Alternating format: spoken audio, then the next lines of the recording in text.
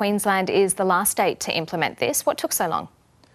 Morning, Karina. Yeah, it's been a long time coming, years in the making even, and the government's been asked repeatedly about this issue over that time.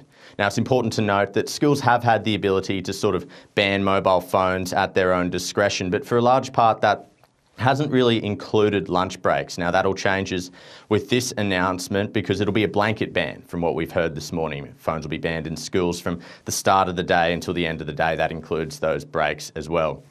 Now, when the government's been asked about this issue in the past, it's pointed back to the cyberbullying task force, which handed down a bunch of recommendations here in Queensland in 2018. And one of those was that schools possess the autonomy to sort of make those mobile phone bans at their own discretion, so just depending on their own circumstances. Now, our Education Minister, Queensland's Education Minister, Grace, stood up in front of cameras this morning and she said, look, there's been a rapid change in technology since 2018 until today, and it was time for the government to intervene. But she says, look, it remains committed to that cyberbullying task force and those recommendations as well. Here's a bit of what she had to say.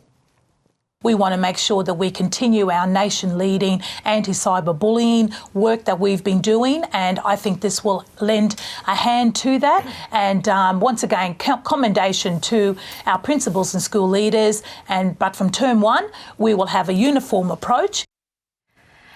Do we know how this ban will work? Karina, yeah, it's early days, of course, but we know it'll be a blanket ban. So it's covering the whole day, like we said. We know it'll cover those break times as well. So kids won't be able to have their phones at state schools for the entirety of the day. That also will apply to smartwatches because, of course, they function a lot like phones, so same thing, they'll be taken from kids at the start of the day. We also know that there'll be exclusions that are made for children who need their phones or those smartwatches for health reasons and also for education reasons as well. Minister Grace said this morning that Queensland will be working with other states as well, like New South Wales, who'll be implementing a similar ban later this year to look at their guidelines and create some fluidity between the states in Australia.